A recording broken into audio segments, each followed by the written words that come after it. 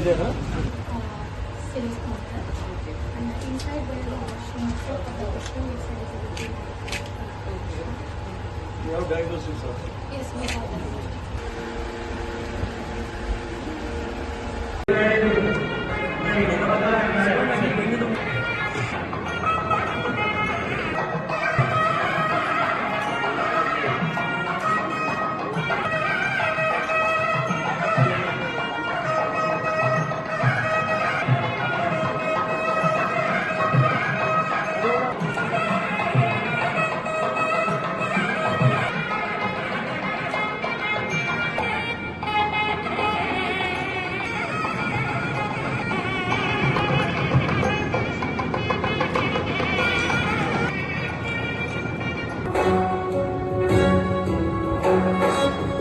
जय हे तेलंगाण जननी जय हे मुकोटि बंधुकलु ఒక్కటైన చేతనం తరతరాల చరితగల తల్లి నీరాజనం తనపదాన నీ పిల్ల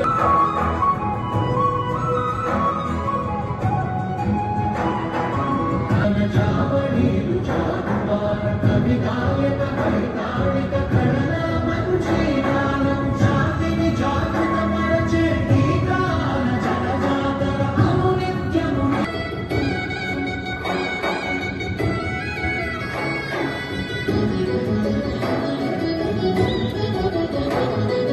గోదావరి కృష్ణమ్మలు తల్లి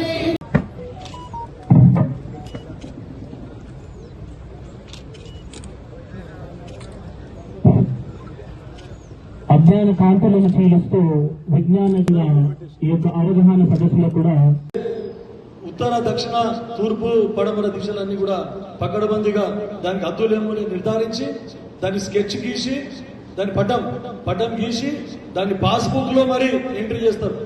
మీకు ఎవరైతే కొంటారో వాళ్ళకి వచ్చిన పాస్బుక్ లా ఆ పటాన్ని కూడా మొత్తం సర్వే పటాన్ని కూడా దాంట్లో పాస్బుక్ లో ఎక్కిస్తారు. మళ్ళీ వాళ్ళు ఎవరికైనా అమ్మేటప్పుడు అమ్మిన భాగం ఎంత అయితే ఉంటుందో దాన్ని డిలీట్ చేస్తారు. మరి అప్పుడు అట్లా లేదు, ఎక్కడ కూడా విచ్చలు విడిగా చేసిండ్రు, ఎట్లా పడితే అట్లా దోసుకున్నారు. మొత్తం చేతి వాటం దళారుల వ్యవస్థ వచ్చింది.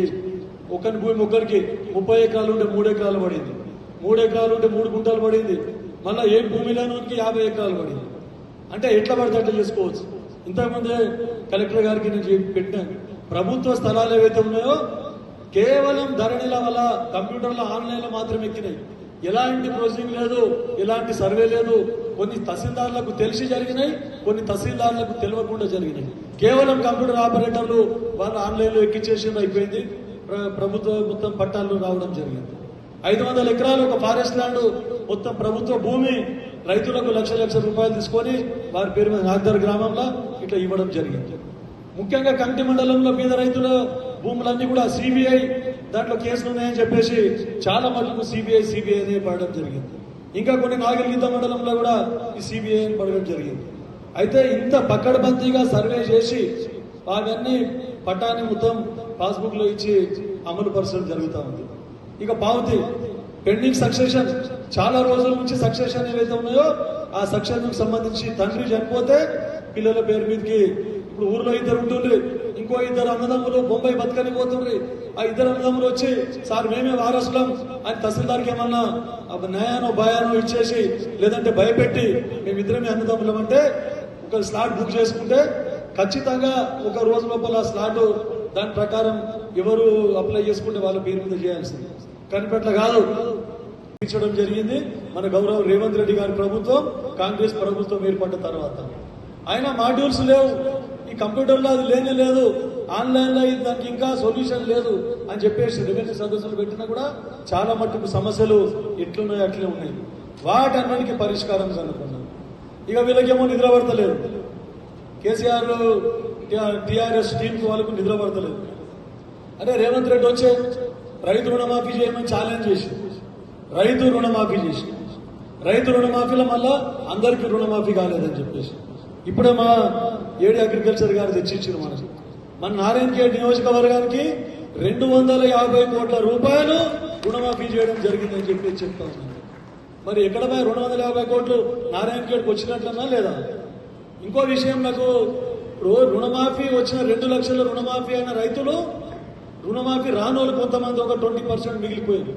టీఆర్ఎస్ వాళ్ళు ధర్నా రాలేదని ధర్నా చేస్తే 2 లక్షలు తీసుకున్న వాళ్ళు కూడా పోయి ధర్నాలో కూర్చుంటున్నారు. మొన్న కూడా చెప్పినా మీకు. మరి కాంగ్రెస్ ప్రభుత్వంతో సాయం పొంది మళ్ళీ 2 లక్షలు వచ్చిన బెనిఫిషరీస్ కూడా మళ్ళీ వాళ్ళతోనే రాలేదని ధర్నాలో కూర్చుంటున్నారు. ఇది ఎంత మట్టుకు సమంజసమని అడుగుతా ఉన్నాను. చూసుకోవాలి మీరు. ఒడ్ల కొనుగోలు కేంద్రాలలో మనం అన్ని చూసినాం, రైతులకు బెనిఫిట్ అయ్యే విధంగా. గత ప్రభుత్వంలో కొనుగోలు కేంద్రాలలో 6 నుంచి 8 ఎకరాలు 8 క్వింటాలు మొత్తం 8 కిలోల క్వింటాల్కి తరుగు తీయడం జరిగింది. క్వింటాల్కి 8 కిలోలు అంటే ఎంత నష్టపోయారో మీకు తెలుసు. కానీ ఈ ప్రభుత్వంలో అసలు తరుగు 1.5-2 కిలోల కంటే ఎక్కువ తీయకుండా మళ్ళీ సన్న ఓట్లకు 500 రూపాయలు బోనస్ ఇచ్చుకుంటూ వీళ్ళందరూ రైతులకు బెనిఫిట్ చేసే కార్యక్రమం. తర్వాత అప్పుడు కేవలం అందరికీ అది ఒక ఊత పదం లాగా అయిపోయింది. రైతు బంధు రైతు బంధు రైతు బంధు. ఎన్నో మీటింగ్లలో చెప్తా ఉంటా, కాంగ్రెస్ ప్రభుత్వాలు పకడ్బందీ ప్రణాళికతోని కారం రొట్టె అయినా సరే కడుపు నిండా అన్నం పెడుతుంది కాంగ్రెస్ ప్రభుత్వం అని చెప్పారు. కేసీఆర్ ప్రభుత్వాలు ఏం చేసినాయి? అప్పటి పూర్తి మిఠాయి ఇచ్చి లడ్డు తినిపించి, ఇప్పుడు అందరూ ఏమంటారు, కారం రొట్టె కడుపు నిండా పెడితే గుర్తు చేస్తలేదు. అప్పటి పూర్తి లడ్డు తినిపిస్తే వాడే మంచిగుండే వాడే మంచిగుండే వాడే మంచిగుండే. రాను మీకు అర్థమవుతుంది రేవంత్ రెడ్డి గారి ప్రభుత్వం, కాంగ్రెస్ ప్రభుత్వం ఎంత పకడ్బందీ ప్రణాళికలతోని ఎంత కష్టమైన 7.5 లక్షల కోట్లు అప్పున్నా కూడా ఆర్థిక వ్యవస్థ కుదేలైపోతే కూడా దాన్ని చక్కదిద్దుకుంటూ అన్ని అభివృద్ధి కార్యక్రమాలు సంక్షేమ పథకాలు 2 కండలాగా ముందుకు తీసుకొని పోతా ఉన్నాయి. కాబట్టి ఈ ధరణి సమస్యలు ఆల్మోస్ట్ 90% సాల్వ్ అవుతాయి. మేడం చెప్పారు, దాన్ని ఒక చెప్పారు మీకు ఇంకా అర్థమయ్యే విధంగా చెప్తారు. ఇప్పుడు ఒక 10 ఎకరాల భూమి ఉన్నది. భూమి అందరం దున్నుతా ఉన్నాం, అందరు పంట పెట్టుకుంటున్నాం. గెట్టున్నాయి, గెట్ల కాడ వరాలు, మనం వరాలు అంటాం కదా. సరే, ఇప్పుడు ఎల్లయ్య మల్లయ్య అని ఉంటాడు అనుకున్నాడు. మల్లయ్య ఊర్లో ఉంటాడు, పంట పండించుకుంటా ఉంటాడు, అన్ని చేస్తూ ఉంటాడు. ఎల్లయ్య పాపం అని ఉద్యోగం వచ్చిందో లేకుంటే బతకనికి పోయిండో, ఇలా వ్యవసాయంలో ఏమొస్తలేదు అని బతకనికి పోయి అక్కడ పోతే ఇప్పుడు మెల్లగా 4-5 ఏళ్ళ దాకా రాడనుకోండి. మెల్లగా దున్ని మంది ఒక 10-20 గుంటలు కబ్జా పెట్టేస్తాడు. అరే వీడు దున్నుతున్నాడు అని అవతలకి వెళ్ళి వాడు దున్నుకుంటూ వచ్చి వాడు కబ్జా పెడతాడు, పక్కలకి వెళ్ళి కబ్జా పెట్టేస్తే మళ్ళీ వచ్చి 5 ఏళ్ల తర్వాత వాడు వచ్చి చూస్తాడు, అరే నాది గిన్నె ఏమైనా ఉండాలి భూమి అని ఆడ వెతుక్కుంటాడు. ఆడ ఏముండదు, పోయి ఎంఆర్ఓ ఆఫీస్లో దరఖాస్తు పెడతాడు. దరఖాస్తు పెడితే సర్వేయర్ వచ్చి చూసి అక్కడ ఏం లేదు, భూమే లేదు, ఇది నేనేం చేయాలి, ఈ సర్వే నెంబర్ మొత్తం తీసి సర్వే నెంబర్ ఒకటి చూపించిపోతారు. సర్వే నంబరు ఒకవేళ 20 సర్వే నెంబర్ ఉందనుకుందాం, 20/1, 20/2, 20/3 చూపించమంటే సర్వేలు మేము చూపించాం, మరి ఖాళీ 20 సర్వే నెంబర్ అందులో చూపించిపోతామని చెప్పడం జరిగింది. కానీ ఈ ప్రభుత్వంలో అట్లా చేయలేదు. ప్రతిదీ సర్వే చేసి ఇప్పుడు మీరు భూమి అమ్మాలనుకున్నా, భూమి కొనాలనుకున్నా అమ్మేటప్పుడు పోయి ఆ భూమి మీదికి పోయి భూమి దగ్గరికి పోయి మొత్తం పకడ్బందీగా సర్వే చేసి అన్ని వాళ్ళందరినీ కలిసి వాళ్ళు కూడా మెంబర్లుగా ఉంటుంది. ఏదన్నా ఒక భూమి దున్నుకొని బతుకుతున్నాం సార్, మాకు మా పేరు మీద మాకు హక్కులు కల్పియండి అని అంటే మీటింగ్ లో పాస్ చేసి దాంట్లో మినిట్స్ లో పొందుపరిచి అసైన్మెంట్ రిజిస్టర్ లో పెట్టి అప్పుడు వారికి పాస్బుక్ లాగా ఇచ్చటోళ్ళం, ఏ గొడవ లేకుండా. మళ్ళీ ఆర్ఐన వాళ్ళందరూ పోయి పొజిషన్ లో విఆర్ఓలు పొజిషన్ లో పోయి నిజంగా వాళ్ళు కాస్తులో ఉన్నారా లేదా అని పరిశీలించి ఎన్ని ఎకరాలు ఉన్నారు, 2 ఎకరాలే ఉంటాడు వాడు కాస్తులో, సార్ నేను 4 ఎకరాలు నేను కబ్జాకున్నా అని చెప్తాను. అందుకని పోయి పరిశీలించి 2 ఎకరాలు కబ్జాలు ఉంటే 2 ఎకరాలు, 4 ఎకరాలు ఉంటే వారికి హక్కులు కల్పించడం జరిగింది. ఈ ప్రభుత్వం వచ్చిన తర్వాత టీఆర్ఎస్ ప్రభుత్వం మనం చూస్తా ఉన్నాం, ఎక్కడనే మండలంలో రికార్డు వెరిఫికేషన్ అడిగితే ఎక్కడ రికార్డు లేవు. అసైన్మెంట్ రిజిస్టర్లే గల్లంతు చేసిండ్రు, మొత్తం దిద్దిండ్రు, రెవెన్యూ రికార్డు దిద్ది మొత్తం ఒకరికి అన్యాయం చేయడం జరిగింది. ఇప్పుడు అట్లా లేదు. ప్రతి రెవెన్యూ రికార్డు ఏదైతే ఉన్నదో కంప్యూటరైజ్ చేసి ఆన్లైన్ లో పొందుపరిచి పకడ్బందీగా ఆన్లైన్ లో కూడా గోల్మాల్ జరుగుతాయనే ఉద్దేశంతో ప్రతి సంవత్సరము డిసెంబర్ 31వ తేదీ నాడు వీటన్నిటిని గతంలో ఎట్లయితే మనము అన్ని కాస్తు కాలం పానీలన్నీ మనం అన్ని పానీలు రాతపూర్వకంగా మాన్యువల్ పానీలు ఉంటుండో, ఇప్పుడు మాన్యువల్ కాకుండా పకడ్బందీగా ప్రింట్అవుట్లు తీసుకొని ప్రతి సంవత్సరమే 31 డిసెంబరు ప్రింట్అవుట్ తీసి అవన్నీ రికార్డులు భద్రపరుస్తాం. అంటే ఒక దగ్గర అన్యాయం జరిగితే, పొరపాటు జరిగితే ఇంకో దగ్గర మళ్ళీ మనకు అవన్నీ రికార్డులు దొరికే విధంగా ఇంత పకడ్బందీగా చట్టం చేస్తాము. మీకు తెలుసు 6 గ్యారెంటీల పథకం మన కాంగ్రెస్ ప్రభుత్వం ప్రవేశపెడితే 10 సంవత్సరాలు వీళ్ళకి అధికారం ఇస్తే 10 సంవత్సరాలు మొత్తం అస్తవ్యస్తం ఎకనామిక్ ఆర్థిక వ్యవస్థనే అస్తవ్యస్తం చేసిండ్రు, మొత్తం అన్యాయం చేసిండ్రు, పనికిరాని పనులన్నీ చేసి భ్రష్టు పట్టించేసిండ్రు తెలంగాణ రాష్ట్రాన్ని. ప్రభుత్వం మారి ప్రజలందరూ ప్రభుత్వాన్ని మార్చేస్తే ఇచ్చిన హామీలు ఇంకెప్పుడు నెరవేరుస్తారు, ఇచ్చిన హామీలు ఇంకెప్పుడు నెరవేరుస్తారు. సంవత్సరం తిరగక ముందే ధర్నాలు, 10 సంవత్సరాలు కళ్ళు మూసుకొని నిద్రపోయినరు, అవకతవకలు అన్ని మొత్తం భ్రష్టు పట్టించేసి తెలంగాణ రాష్ట్రాన్ని అయింది. తర్వాత ఎన్నో కార్యక్రమాలు ఎస్సీ ఎస్టీ బీసీ మైనార్టీ సోదరులందరికీ కూడా వారికి ప్రభుత్వ పరంగా బోర్లు వేయించి కరెంట్ ఇచ్చి వాళ్ళందరికీ కూడా వ్యవసాయం చేసుకొని బతికే విధంగా ఎన్నో సంస్కరణలు తీసుకురావడం జరిగింది. మరి అవన్నీ మనం చేసుకుంటూ వస్తే జవహర్లాల్ నెహ్రూ ప్రధానమంత్రి ఉన్నప్పటి నుండి మన్మోహన్ సింగ్ వరకు అరే బీదవాడు కొంచెం మంచిగా కావాలి, పెద్దోళ్ళను అక్కడిని అడ్డుకట్టేసి అందరినీ కూడా సమానత్వంగా ఆర్థికంగా సామాజికంగా రాజకీయంగా అందరినీ సమానం చేయాలనే ఉద్దేశంతో కాంగ్రెస్ ప్రభుత్వాలు ఏదైతే ఉన్నదో అన్ని కార్యక్రమాలు చేపడితే ఇంట్లు బండ్లు భూములు ఇవన్నీ ఇచ్చి బీదోళ్ళకి అన్ని విధాల ఎస్సీ కార్పొరేషన్ ఎస్టీ కార్పొరేషన్ వాటన్నిటి ద్వారా రుణాలు అందించి అందరికి సమానంగా తీసుకురావాలనే ఉద్దేశంతో అప్పటి కాంగ్రెస్ ప్రభుత్వాలు పనిచేస్తే తెలంగాణ తెచ్చుకున్న తర్వాత మన సోనియా గాంధీ గారు పార్లమెంట్ లో బిల్ పాస్ చేసి తెలంగాణ ఇచ్చినప్పుడు 17,000 కోట్ల రూపాయలు మనకు మిగులు బడ్జెట్ గా గౌరవ మాజీ ముఖ్యమంత్రి వర్యులు కేసీఆర్ చేతిలో పెట్టడం జరిగింది. దాని తర్వాత 10 సంవత్సరాలు వారు పరిపాలించారు.